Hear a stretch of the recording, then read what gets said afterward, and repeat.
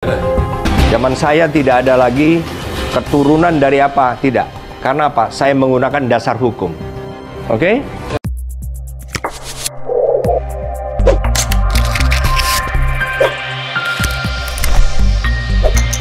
Panglima TNI Jenderal Andika Perkasa mengeluarkan sejumlah aturan baru terkait seleksi penerimaan calon prajurit TNI. Jenderal Andika menghapus tes renang hingga membolehkan anak keturunan anggota Partai Komunis Indonesia (PKI) ikut seleksi TNI.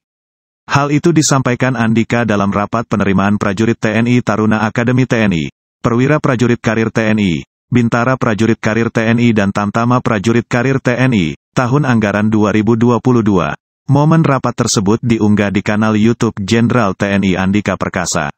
Oke, nomor 4. Yang mau dinilai apa? Ya. Kalau dia ada keturunan dari apa?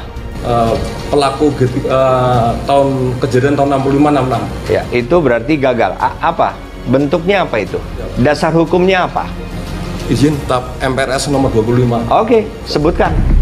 Apa yang dilarang oleh TAP MPRS? Siap. Yang dilarang dalam TAP MPRS nomor 25, 1. Komunisme, ajaran komunisme, organisasi komunis, maupun organisasi underbow dari komunis. Tahun 65. Yakin ini? Siap, yakin. Cari, buka internet sekarang. Siap. Yang lain saya kasih tahu. Kalau kita melarang, pastikan kita punya dasar hukum. Zaman saya tidak ada lagi keturunan dari apa, tidak. Karena apa? Saya menggunakan dasar hukum. Oke? Berikut daftar aturan baru terkait penerimaan prajurit TNI, seperti dirangkum Detikcom, Kamis, tanggal 31 Maret tahun 2022. Pertama, tes renang dihilangkan. Andika Perkasa meminta tes renang dihapus dari seleksi penerimaan prajurit TNI. Alasannya, pasti ada calon prajurit yang sebelumnya belum pernah berenang. Itu tes renang tidak usah lagi. Karena renang kenapa? Jadi nomor 3 tidak usah karena kita nggak fair. Ada orang tempat tinggalnya jauh dan nggak pernah renang. Nanti nggak fair. Sudahlah, kata Jenderal Andika, Rabu tanggal 30 Maret tahun 2022. Kedua, tes akademik dihilangkan. Andika juga menghapus tes akademik dari proses rekrutmen. Dia menyebut penilaian akademik calon prajurit bisa dilihat dari nilai ijazah SMA-nya.